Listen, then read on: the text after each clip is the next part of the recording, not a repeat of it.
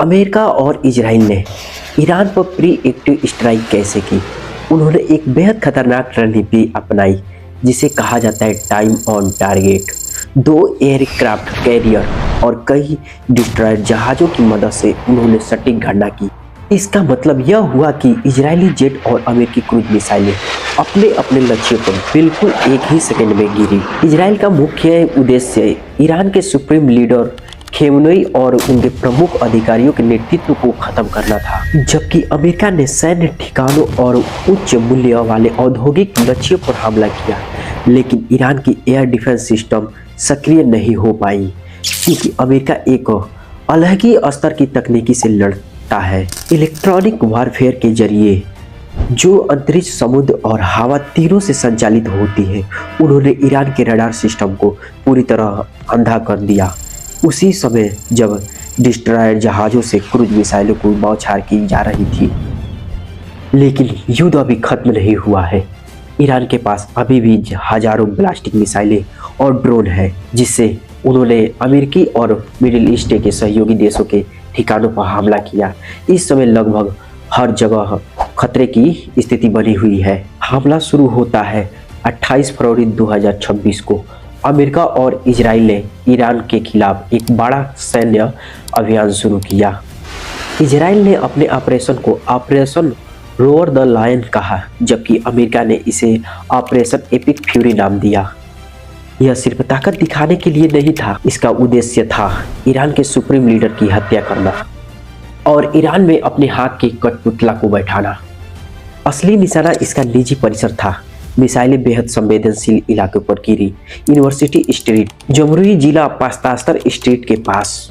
यह इलाका ईरान सरकार के लिए सबसे महत्वपूर्ण केंद्र है, जहां आयतुल्ला अली खेमनेई के दैनिक कार्यालय स्थित है। आईडीएफ का दावा है कि वे सफल रहे अपने मिशन में। हालांकि ईरान सेना का कहना है कि खेमनेई उस समय अपने दफ्तर में मौजूद ही नहीं थे, पर इजराइल का दावा था कि उनका शव मिल चुका है और उनकी मौत की पुष्टि हो चुकी है। लेकिन अब पूरी दुनिया सांस लेकर इंतजार कर रही है कि आगे क्या होगा। पहले कराच पर हमला हुआ, जहां औद्योगिक एयरो स्पेस केंद्र थे। फिर राजधानी तेहरान दहल उठा। उसके बाद कुम पर हमला किया गया, जो ईरान का एक धार्मिक केंद्र है। पश्चिम में केरमानशाह पर मिसाइलें गिरी, जहां से मिसाइलें लॉन्च की जाती थी। और फिर इस्फहान, जो ईरान के परमाणु और ड्रोन कार्यालय का मुख्य केंद्र है, वहां जबरदस्त हमला हुआ। अब बात करते हैं इस हमले के पीछे की रणनीति की।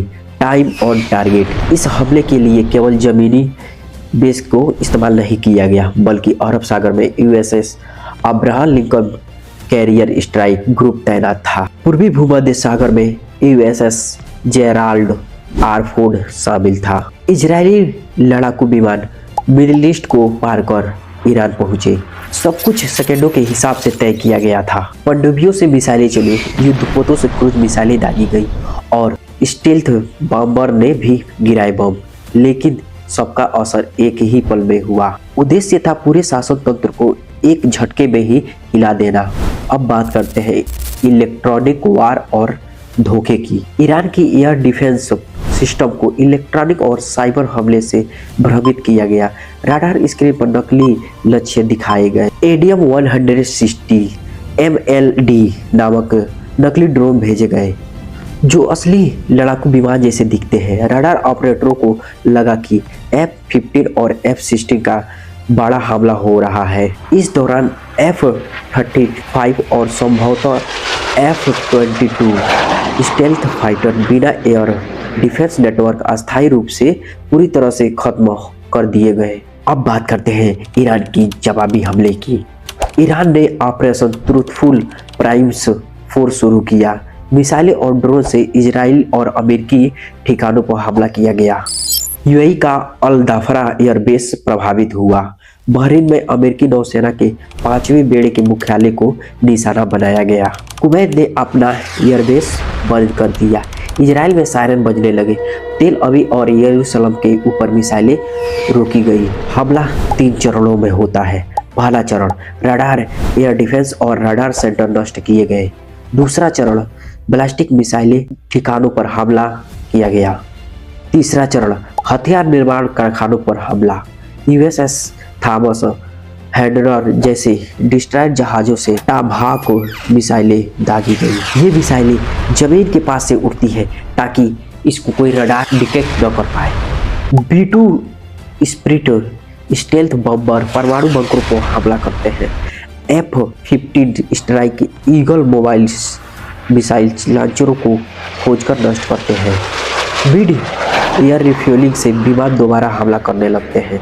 एयरक्राफ्ट कैरियर से हर 30 सेकंड में विमान उड़ने जाते हैं। F-18 दुश्मन के रडार सिस्टम खोजकर खत्म करते हैं।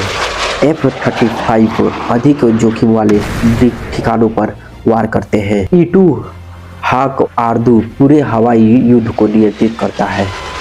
सुबह तक दुश्मन के रडार अंधे हो चुके थे, परमाणु केंद्र नष्ट हो चुके थे और मिसाइल सिस्टम टूट चुका था। क्या इस युद्ध की वजह से थर्ड वर्ल्ड वार होने वाला है? क्या इस वार से पूरी दुनिया अलग अलग खेमों में या गुटों में बंटने वाली है? अपनी राय कमेंट में जरूर दें और अगर इस चैनल पर न्यू है तो चैनल को सब्सक्राइब कर लें ताकि ऐसे ऐसे वीडियो आपको सबसे पहले आप तक पहुंचे।